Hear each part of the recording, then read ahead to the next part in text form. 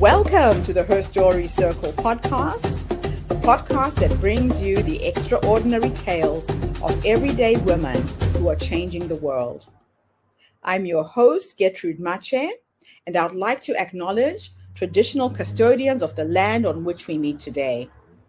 I also like to pay my respects to elders, past, present, and emerging. Every week, we dive into the lives, challenges, and triumphs of women from all four corners of the globe. We're here to inspire, enlighten, and connect, sharing stories that uplift and empower. So grab a cup of coffee, settle in, and join us as we explore the incredible journeys of women shaping our future. This is Her Story, where every woman's voice matters. Hello, everybody, and welcome back to the Her Story Circle. This is Gertrude Mache here in beautiful Melbourne, Australia. And today I am graced with the presence of yet another interesting woman. Welcome, welcome, welcome to our tribe. Please tell everybody your full name, where you're based, and share your story with us today.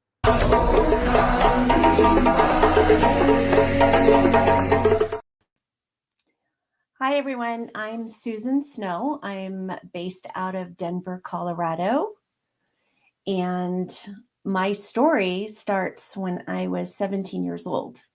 My father was a Los Angeles police detective, and he was working a case that he was the lead detective on.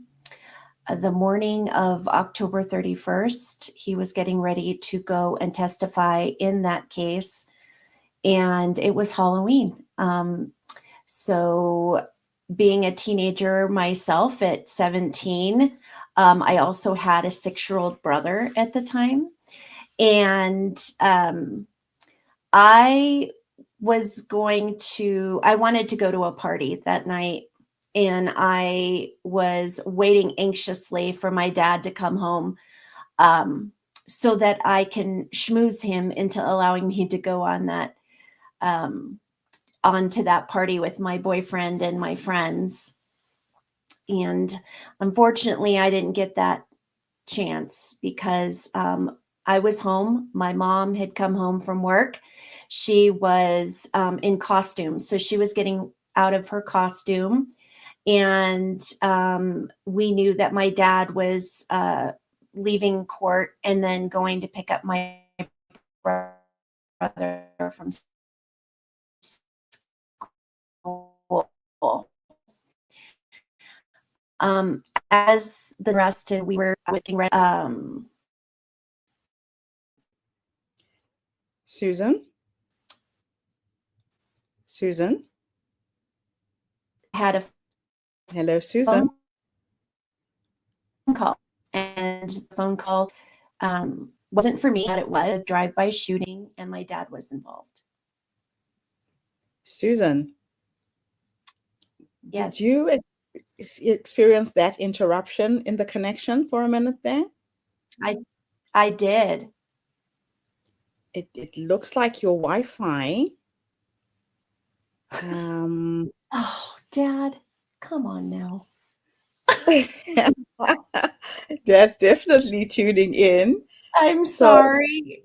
no, this is very interesting. So Oh, Dad, come on now. I want you to share that story again. It's Sure. clear now, but just so our listeners get the story, Sure. just go back to that morning again. Something definitely interrupted the connection. All right. My father. Behave yourself, Dad. Okay, well, that morning I was getting ready for school, and my dad was getting ready to go to court to testify in the case that he was a lead detective on. That night, the plan was that he was going to go pick up my brother from school, and he would come home. My mom would come home from work, and at that point, I would schmooze my parents in order to let me go to this party I wanted to go to with my boyfriend and my friends. I was getting ready for that party, and my mom had just come home. She was in costume, and it was Halloween day, or it was Halloween night, I should say. Um, the phone rang, and I ran to go get it because I thought it was going to be for me anyways. And I got the phone, and there was a lady from the other on the other side of the phone that was from my brother's school. Um, all she said to me was that there was a drive-by shooting and my dad was involved. At that point, I just froze, and I saw my mom, and I handed her the phone, and I watched her. I watched her demeanor. I watched her body language, and I knew that it wasn't good. And so when she got off the phone, she looked at me and said, "We're going to the school." We got in the car and we drove to the school, which was about 7 minutes away. It was now starting to get into nightfall. And the way that the school is set up is there is a parking lot that's right in the middle of the school. And all the children get out of school on the back side of the school. So we parked the car and we started heading towards the back of the school. And we could see all the lights of the police cars lighting up the sky and an ambulance that was sitting just in the road. As we approached, both of us from the corner of our eye saw my dad's truck, and we started to run towards it. As we got closer to the truck, we saw glass on the ground. As we rounded the corner of the truck, there he was. And he was partially covered up. At that point, I again froze. I watched my mom drop to her knees and scream. And as a 17-year-old, I couldn't comprehend what I was seeing. So what I ended up doing is hyper focusing on that ambulance. My mind kept saying, why isn't anyone helping him? Where is everyone? Why aren't they helping him? And soon as having that thought, I had an officer grab my arm, and 2 officers escorted us into the school. We went to the office, and I sat down immediately, just trying to process all the things that I had just seen and what I had just experienced. I was still in a mindset that I still was not comprehending everything that was going on. And as I sat there, my mom was led off to go talk to some detectives. So I sat in this chair and I started to listen to a conversation 2 women were having who worked at the school. And the one lady said to the other that Mr. Williams is deceased. And that was the moment that my world just cracked. I just wanted to run out of that room as fast as I could, as far as I could. And the problem is that my body felt like it was filled with cement. I couldn't move physically. A little bit after, as I was sitting there, my mom approached me and she said, "I'm sending you with a neighbor." And I know that in that moment, there was so much chaos going on. There was just a lot of things going on. And I know that I wanted to run away from this situation. But there was a part of me, the child of me inside of me, that wanted to stay. I didn't know where my brother was. I didn't know if he was hurt. I had no idea, I had no information. And so I wanted to be with my mom, with my brother as a family unit. And I didn't get that chance. I was sent to the neighbor's house, and I felt really bad for her because she had known my family for years. So she, as an adult, was trying to process all of this stuff that was going on. Our neighborhood was just chaotic. We had police officers everywhere, police cars everywhere. We had helicopters overhead. The media came and camped out. And I was just beside myself. I just could not, I just was having such a hard time coping with everything, that there was just so much going on around me. And my shock, and all I wanted at that point was my boyfriend. So my neighbor called him at work and he showed up. She did not give him very much information. So when he showed up, he just said, grab your purse, let's go. What hospital is he at? Where is he? Where's your mom? Where's your brother? And he was insistent. And I just couldn't spit the words out. I just could not tell him.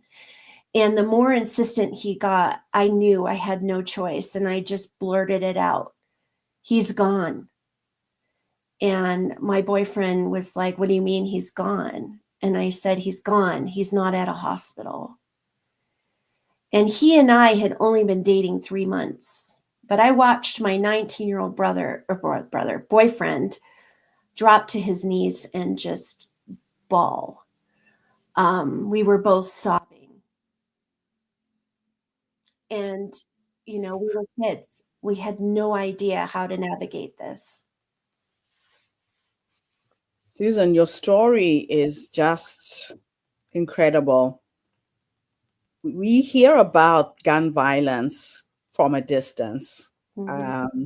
but to meet someone who has experienced it firsthand, it's a different experience for me just listening to you, sharing this story. Now, what is the hardest part about sharing such a deeply personal story with the world? For me, really, it's no longer hard. I think the purpose behind me telling my story is that I want people to understand that no matter what you've gone through in your life, you can move through it. You're not alone. I was alone at 17 because in 1985, there was no talk about mental health. There were no resources for kids. So everything that I had to do to try to have the strength to move forward was on my own. My mom kind of hermited. She dealt with her own pain and her own stuff and kind of pushed me aside. And I think part of that is because I was 17, and in her mind, she thought that I would be okay because I'm close to being an adult, which I was not. And, it was a lot for me because unbeknownst to me, I now had PTSD and did not understand anything about it, and had no idea about all of the emotional things that I was experiencing, such as the depression. I had suicidal ideation. I was panic stricken most of the time because my dad was my security. He and I were very close, and my mom and I were not. And so I was very lost. And, Again. so that was the hardest part. But because I didn't have those resources back then, because mental health was not a conversation that we had regularly back then, there was too much stigma around it, which unfortunately there still is some. But for me, I think that it's really important for people to understand that no matter what age you are, and whatever happens to you that is trauma, that there are people out there, there are resources out there now, especially. The Mhm. conversation is more readily available. So And let's talk a little bit about your healing journey. mhm, You wrote your memoir, The Other Side of the Gun. I did. How did writing your memoir contribute to your own personal healing? Oh my gosh. Well, it took me 4.5 years to write my book because I knew in writing my book, this was the first time that I was telling my story. So many, for so many years, other people were telling my story in their heads. And it was, and a lot of times who they thought I was nowhere near where who I was as a person. And I needed people to understand deep down who I was. So when I wrote the book initially, it was for my healing. Mhm. I knew that I was mentally in a place and had the tools to be able to handle the things that would come up for me. Yeah. Mm. And in that, just having those tools gave me the power to know and have the safety to know that I would not plummet um, when I was reliving and feeling, being present in my emotions for what I was going through at the time. Mm. And I was able to be very vulnerable. I put it all out there, completely authentic. Yeah. And and that's a scary thing to do, to put yourself out there and be that vulnerable.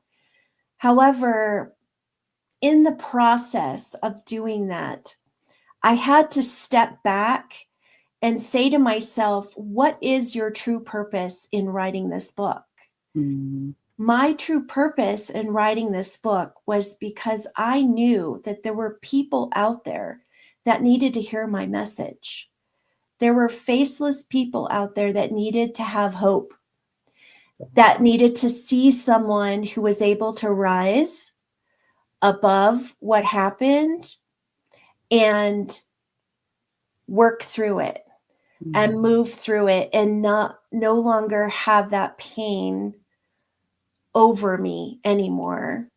Um, And so anytime I got scared, and there was very many times, there was a lot of fear when writing it because I thought, okay, well, my relationship with my mother was hanging on by a thread at the time, and I Mm. thought this could end it or it could open a conversation, and I needed to be okay with whatever happened. Um, Same with my husband, who was the boyfriend. I married him, Yeah. and we've gone through a lot together in the almost 40 years. So I was afraid that that might um, hurt the relationship that we have. Mm. And the third was my safety, because at the time of my writing, there were still two men that were incarcerated that Mm. I felt like I could have some, you know, repercussions. Because So of right story. it is, and I had to put myself out there. So Mm.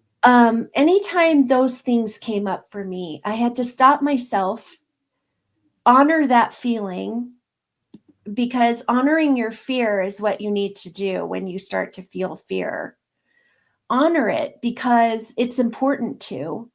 Yeah. And then I had to remember my purpose.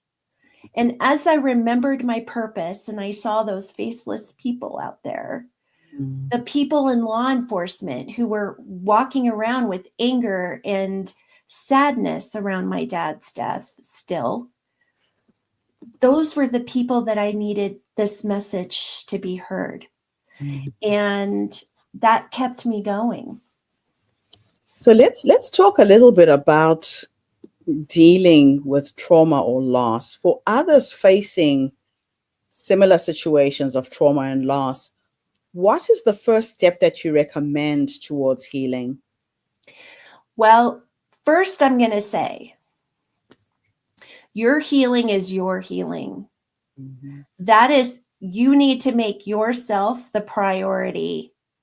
So I would say the first thing to do, because my first situation with therapy went very badly. um, Okay.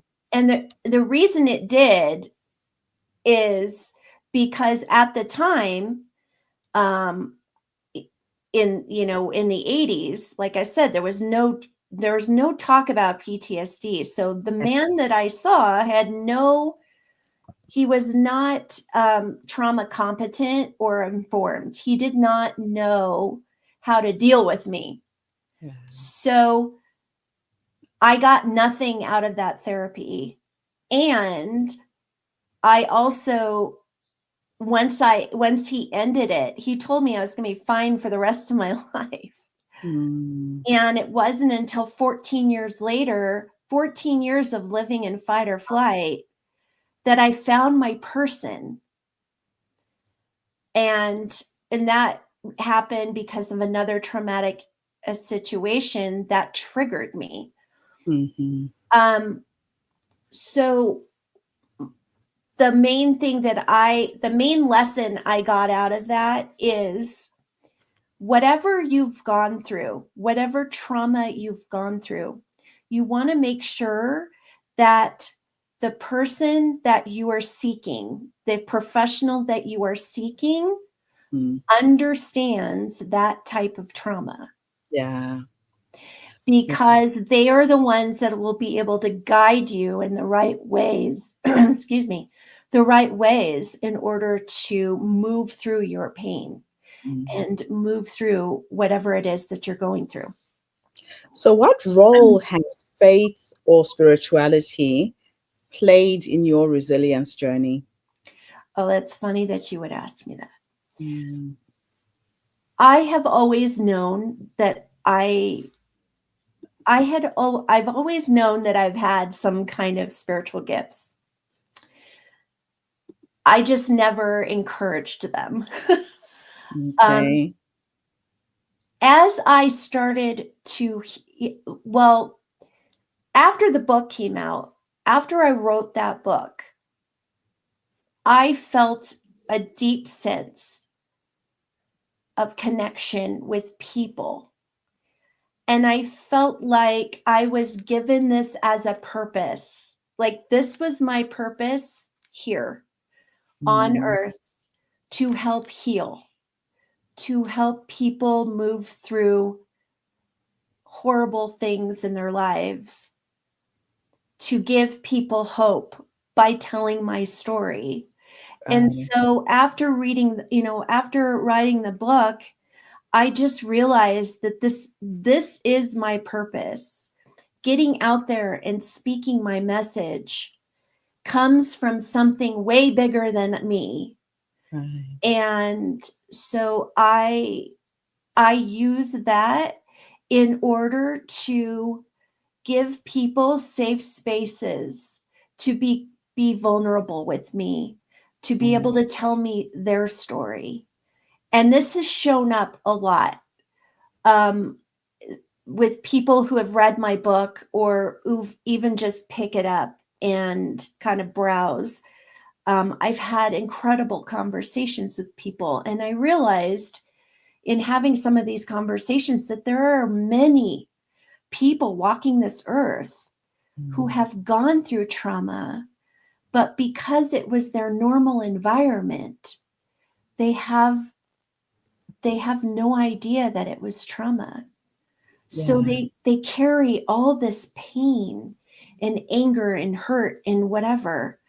Um, and so I feel like that's my purpose, is to be able to help those people realize that why they why they react the way they do, or why certain things hurt them in the way that they do, is because there is something inside of them that needs to heal.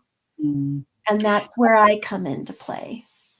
Now, can you describe the turning point where you chose to find purpose in your pain rather than to be defined by it? Yeah.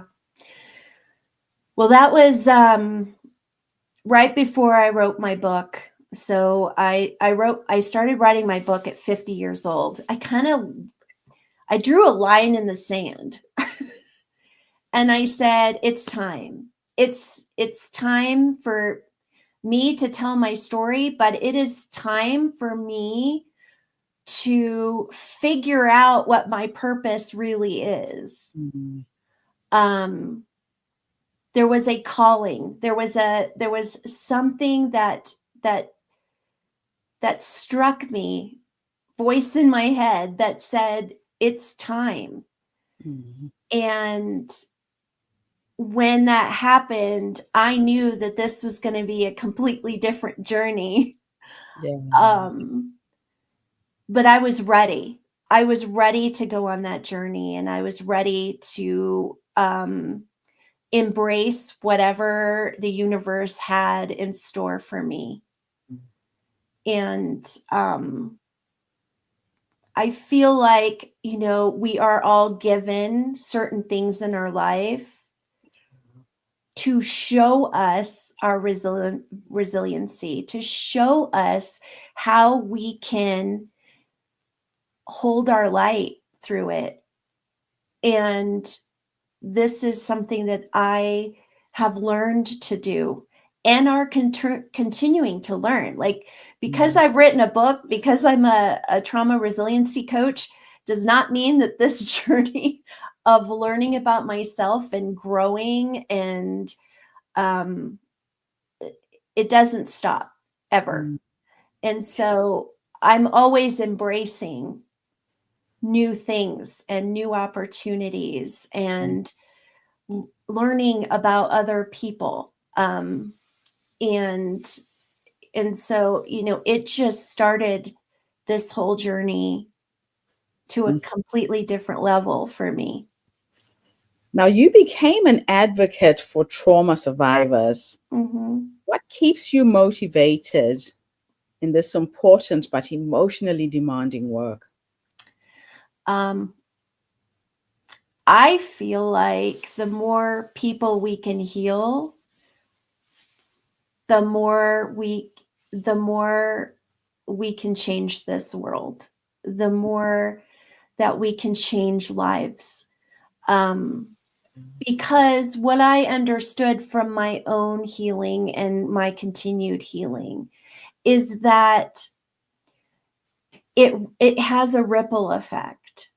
So once people see you heal, once people hear your resiliency, Mm. then it sparks something in people where they Yeah. go, I want to feel like that one day. And you can. That's the beautiful part of this. We Yeah. are all capable of doing this. We are Mm. all capable. We are all, we're spiritual beings having a human experience, right? Yeah. So we all have this capability and this light inside of us. And no matter what you've gone through, as horrific as it is, um, when you hold that light, when you know that you can rise above it, that you Mm. can seek out the people that can help you, because the one thing that I did is I took on everything myself and Mm. I pushed everybody away who came to help me. Right. And I I wore an emotional mask that said I was fine, I Mm. was strong, I was brave, and that was not helpful to me. Yeah. And Yeah. I so just with you. you've got to allow the people who want to support you and who want to help you in a way that's best for you to help you, because nobody needs to be going on this journey alone and That's true. feel isolated, right? I was very isolated in how I felt, and I did that to myself. Yeah. So that's, I think that's important for people to recognize.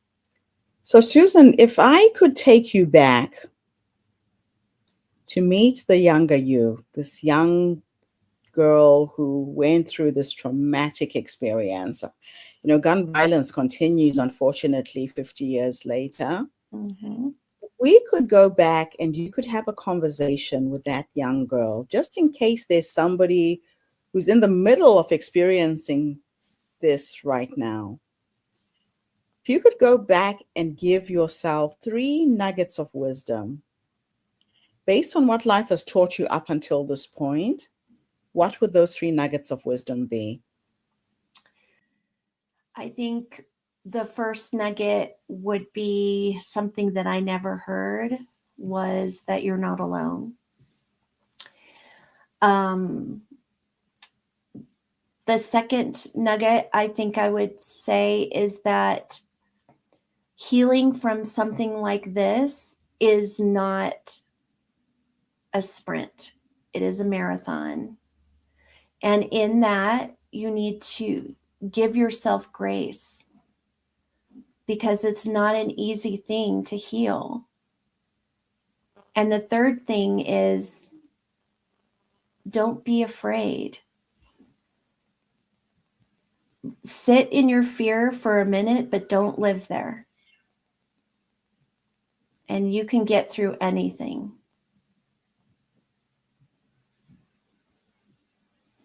So those are my That's three. beautiful.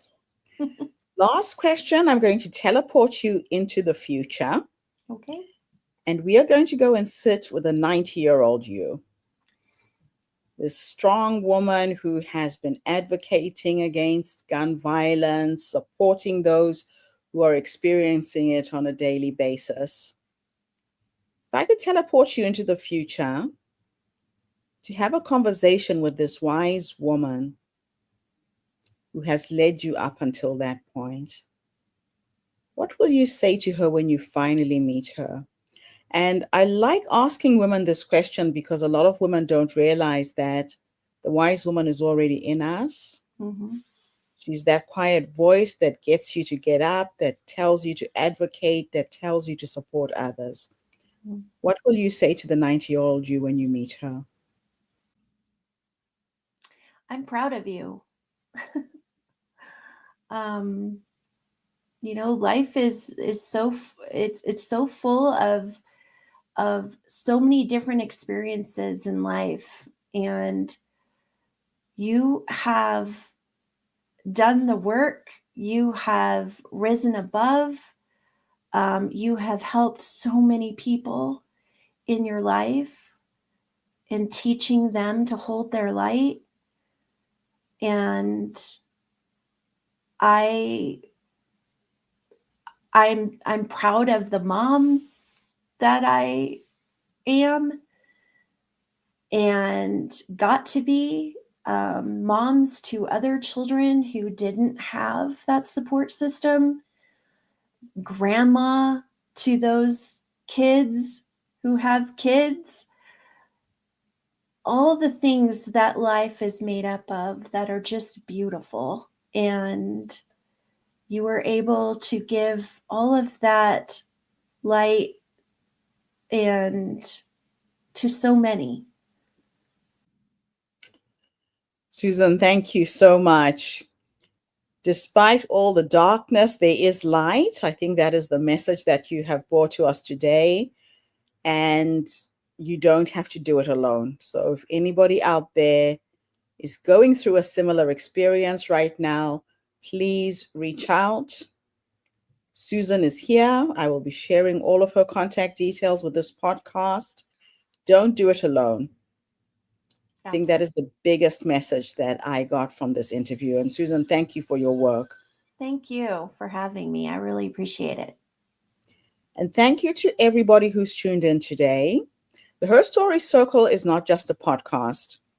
We are a social impact movement that brings you the stories and voices of women from all over the world. We share our stories to uplift you, to inspire you, to energize you, but most importantly, to help take you from where you are now to where you're trying to go. So tune in again tomorrow when I interview yet another amazing guest. In the meantime, have a fantastic day, morning, or evening, wherever you are in the world. And bye for now. Thanks again, Susan. Don't go away. Thank you. Thank you for tuning into the Her Story Circle podcast. I hope today's story has inspired you to believe in the power of our stories and the difference you can make in the world when you use your voice. I'm Gertrude Mache, and it's been an honor to share this space with you, where voices from all walks of life come together to weave a rich tapestry of diverse perspectives. Don't forget to subscribe, rate, and review our podcast to help us share these stories with more listeners. Follow us on social media by looking for the Her Story Circle podcast for more updates. And join us tomorrow for another episode filled with courage, resilience, and empowerment.